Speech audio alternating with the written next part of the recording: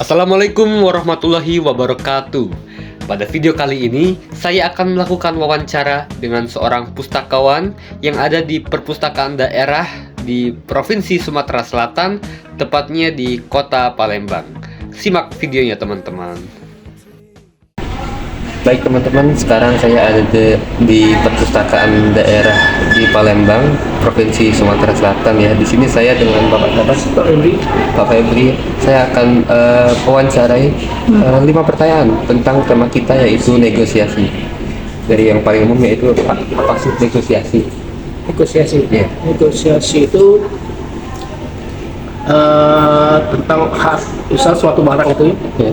harganya itu misalnya harganya itu terlalu mahal bagi kita, tapi itu bisa dinegosiasikan biar harganya sama-sama menguntungkan bagi pembeli dan penjual. Untuk mencari kesepakatan gitu ya, Kesepakatan bersama dari dua pihak itu. dan dua pihak. Oke, untuk pertanyaan kedua, apa saja sih syarat terjadinya suatu negosiasi?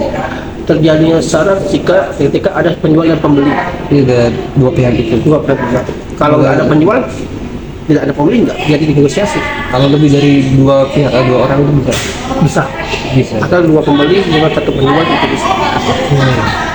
Nah, untuk pertanyaan ketiga nih, apa sih hal-hal yang perlu diperhatikan atau tidak boleh dilakukan saat negosiasi? Nggak boleh dilakukan negosiasi itu menaikkan harga. Justru menaikkan Suatu harga. Sekarang sepihak misal harga awalnya itu 20.000, tiba-tiba dan jadi 30, itu nggak. karena negosiasi dia ingin keuntungan yang merugikan pihak lain. Iya, kecuali kalau sama-sama menguntungkan ya nggak jadi masalah. Baik, menurut Bapak Febri nih, seberapa penting skill negosiasi dalam kehidupan sehari-hari, terutama buat anak muda? Itu sangat penting sekali, soalnya kan ekonomi orang itu beda-beda, nggak sama. Jadi misalnya suatu saat ekonominya lagi lemah, dia ingin satu barang nih, tapi harga barang itu misalnya di luar ekspektasinya, padahal harga tertera di barang itu 30.000 misalnya. Jadi dia yang penjual jual harga 35, dia mau negosiasi jadi harga 30, 25, itu bisa terjadi. Ya, jadi negosiasi menurut Pak Febri ini penting sekali ya teman-teman, karena bisa mencapai kesepakatan yang kita inginkan gitu, jadi lebih mudah teman-teman ya.